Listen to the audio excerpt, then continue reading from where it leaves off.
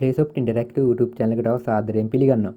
මේ වීඩියෝ එකෙන් අපි කතා කරන්නේ අපේ game development course එකේ. කියන්නේ අපි game development course එකක් කරගෙන යනවා. ඒ course එකේ ඉතුරු කොටස ගැන තමයි අපි කතා කරන්නේ. මෙතනදී මම කතා කරනවා අපිට game development වලදී අවශ්‍ය වෙන programming concept ටිකක් ගැන. එතකොට මේ දේවල් ගැන ඉවර කරාට පස්සේ අපිට ඊළඟට පුළුවන් simple game එකක් හදන්න යන්න. එතකොට මේ channel එකට අලුත් කෙනෙක් නම් අපි මේ channel එකේ කරන්නේ game development සම්බන්ධ දේවල්. එතකොට අපි සම්පූර්ණයෙන්ම කරගෙන යන game development course එකක්. මේ course එක සම්පූර්ණයෙන්ම ඔයාලට නොමිලේ අපේ channel එකේ playlist එකක් තියෙනවා. ඒ playlist එකේ ඔයාලට මුලින් ඉඳන් මේ වීඩියෝ සේරම බලන්න පුළුවන්. ඊළඟට අපි බලමු Unity engine එකේ console එකට කොහොමද අපි print එකක් දාගන්නේ කියලා. ඒ කියන්නේ ඔයාලට මෙතන බලා ගන්න පුළුවන් අපේ Unity engine එකට ගියාට පස්සේ මෙතන console කියලා එකක් තියෙනවා. ඊළඟට අපි බලමු මේ console එකට කොහොමද අපි print එකක් ගන්න කියලා. එතනදී අපි කරන්න ඕනේ මුලින්ම script එකට යන්න ඕනේ. ස්ක්‍රිප්ට් එකට ගියාට පස්සේ මෙතනදී මම මේ විදිහට string වලින් හදා ගන්නවා variable එකක්. string ඊට පස්සේ මේකට මම දෙනවා name කියලා. name කියලා දීලා ඊට පස්සේ මම මේකට සමාන කරනවා මේ විදිහට value එකක් දීලා. හරි. දැන් අපි බලමු මේ variable එකේ අපි value එකක් store කරගත්තනේ.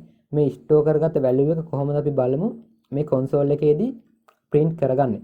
ඒකට මම මුලින්ම මේ start කියන function එකට යනවා. එහෙම නැත්නම් මට පුළුවන් මේ update කියන function එකටත් යන්න. එතකොට මම මුලින්ම start කියන function එකට යන්න. ඒකට ගිහිල්ලා මේ විදිහට මට පුළුවන් debug.log කියලා type කරන්න. debug.log මේ විදිහට type කරලා මේ විදිහට පුළුවන් අපිට print වෙන්න ඕන අදාළ value එක දෙන්න. ඒ කියන්නේ අපිට ඉලක්කමක් print වෙන්න ඕන නම් ඒ අදාළ value එක අපිට පුළුවන් මේ විදිහට දෙන්න. එතකොට මම මෙතනදී දෙන්නේ මේ string කියන value එක. ඒ කියන්නේ string කියන variable එකේ name එක තමයි මේ විදිහට දෙන්නේ. ඒ කියන්නේ මම ඔයාලට කියවනේ variable එකක් ඇතුලේ අපි value එකක් store කරලා තියෙන්නේ කියලා. එතකොට මේ name කියන එක ඇතුලේ අපි මේ අදාළ වචනේ තමයි අපි store කරලා තියෙන්නේ. එතකොට මේ name කියන එකෙන් අපි හඳුන්වන්නේ මේ අදාළ වචනේ. ඒ කියන්නේ අපි මේ name කියන එක කොහේ හරි තැනක දැම්මොත් එතනදී අපිට එළියට එන්නේ මේ වචනේ අදාළ value ටික. ඒ කියන්නේ අපි මේ දීලා තියෙන වචනේ තමයි එළියට එන්නේ. එතකොට මම මෙතනදී මේ විදිහට අපේ අදාළ variable එක මේ විදිහට දෙනවා. ඊට පස්සේ අනිවාර්යයෙන්ම කරන්න ඕන දේ තමයි අපි මේ විදිහට semicolon එකක් දාලා මේක ඉවර කරගන්න ඕනේ. හරි, දැන් අපි මේක save කරලා බලමු. හරි, save කරලා අපි දැන් යමු Unity engine එකට.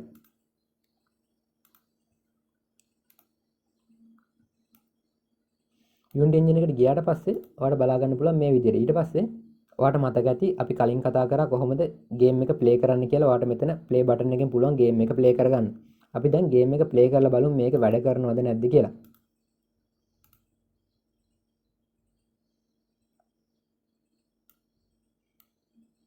හරි, game එක play කරත් ඔයාලට බලා ගන්න පුළුවන් මෙතනදී කිසිම print එකක් ආවේ නැහැ. ඒකට හේතුව තමයි අපි මේක game object එකට add කරගන්න ඕනේ. මම කලින් කතා කරා ඔයාලට game object එකක් කියන්නේ මොකක්ද කියලා. එතකොට මෙතනදී මම මුලින්ම empty game object එකක් මේ විදිහට create කරගන්නවා. එතකොට ඊට පස්සේ මම කරන්නේ අපේ script එක ගන්නවා. script එක අරන් මේ විදිහට script එක add කරගන්නවා මේ game object එකට.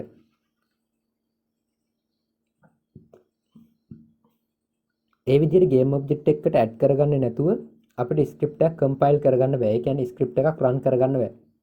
අපි දැන් බලමු මේක add කරගන්න කොහොමද කියලා. මම මේ විදිහට my script කියන එක මේ විදිහට අල්ලගෙන ඇවිල්ලා game object කියන එකට මේ විදිහට අතාරින්න පුළුවන්. එහෙම නැත්නම් ඔයාලට පුළුවන් මෙතනදී ඒ game object කියන අදාළ game object එක select කරලා ඊට පස්සේ ඔයාලට මෙතන බලා ගන්න පුළුවන් inspect window එකේදී මේ විදිහට ඔයාලට එනවා ඒක properties ටික. එතකොට ඔයාලට මෙතන පල්ලෙන් බලා ගන්න පුළුවන් add component කියලා තියෙනවා. මෙතෙන්ට ඔයාලට මේ විදිහට මේක ඇදලා දාන්නත් පුළුවන්. ඒ විදිහට දැම්මට පස්සේ ඔයාලට බලා ගන්න පුළුවන් ඒ game object එක select කරාට පස්සේ මේ විදිහට script එක add වෙලා තියෙනවා. හරි, අපි දැන් බලමු මේක save කරලා run කරලා මේක වැඩ කරනවද කියලා.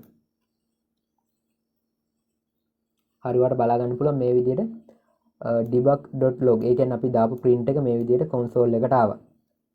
හරි, ඊළඟට වැදගත් කාරණේ තමයි ඔයා අනිවාර්යයෙන්ම මේ script එක ලියලා, ඒ කියන්නේ script එක ලියලා ඉවරනට පස්සේ අනිවාර්යයෙන්ම script එක save කරන්න ඕනේ. save කරේ නැත්නම් අපි මේ Unity engine එකේදී run කරාට මේක වැඩ කරන්නේ නැහැ. හරි, ඊළඟට අපි බලමු අප්ඩේට් එකේදී මොකද වෙන්නේ කියලා. අප්ඩේට් එකේදී අපි මේක ලියලා බලමු මොකද වෙන්නේ කියලා. මම ඔයාලට කිව්වා අප්ඩේට් එක වැඩ කරනවා තප්පරයට 60 පාරක් කියලා. හරි, දැන් අපි මේක සේව් කරලා Unity engine එකට ගිහින් බලමු. මම දැන් මේක මේ විදිහට play කරගන්නවා. හරි, ඔයාලට බලා ගන්න පුළුවන් මේ විදිහට තප්පරයට 60 පාර ගානේ මෙතන මේ මෙතන වල ඉලක්කම් පේනවා නම් බලා ගන්න පුළුවන් තප්පරයට 60 පාර ගන්න මේක කෝල් වෙනවා. ඒ කියන්නේ තප්පරයට 60 පාර ගන්න මේක print වෙනවා මෙන්න මේ විදිහට. හරි ඊළඟට අපි ඊළඟ කොටසට යමු. ඒ වගේම ඔයාලට පුළුවන් මේ variable එක value එකක් වෙනස් කරගන්න. මම ඔයාලට කියවනේ මේක විචල්යක් කියලා. ඒ කියන්නේ මේක වෙනස් වෙනවා. අපිට පුළුවන් මේකේ value එක කැමති විදිහට වෙනස් කරගන්න. ඒ කියන්නේ මට පුළුවන් මේ විදිහට අපි දැන් මේ value එකනේ දුන්නේ. අපි ඊළඟට කරන්නේ මෙතන update එකේදී මේ විදිහට ටිකක් පල්ලෙහාට ඇවිල්ලා මේ විදිහට අපේ variable එකේ name එක දෙනවා. ඒ කියන්නේ මේකේ variable එකේ name එක name නේ. ඒක ලියාගෙන ඊට පස්සේ මම කරන්නේ මේ විදිහට මම මේක capital දාගන්නවා. simple දැම්මොත් මේක වැඩ කරන්නේ නැහැ. මොකද simple capital මාරු වුණොත් මෙහෙම මේක වැඩ කරන්නේ නැහැ. ඒ කියන්නේ මේ language එකට අපි කියන්නේ case sensitive. ඒ කියන්නේ අපි දැන් language එක ලියද්දි අනිවාර්යයෙන්ම simple capital ගැන සැලකිලිමත් වෙන්න ඕනේ. ඊළඟට මම මේකට සමාන කරනවා මේ විදිහට අපිට කැමති value එකක් දෙන්න පුළුවන්. ඒ කියන්නේ මේක string නේ. string නම් මම ඔයාලට කිව්වා අනිවාර්යයෙන්ම මේකට මේ විදිහට කමා දෙකක් දාන්න ඕනේ. කමා දෙකක් දාලා ඊට පස්සේ ඒක ඇතුලේ තමයි අපිට කැමති value එකක් දෙන්නේ. ඔයාලට පුළුවන් මේ විදිහට කැමති value එකක් මේ විදිහට දෙන්න. දීලා මේක මේ විදිහට ඉවර කරන්න පුළුවන්.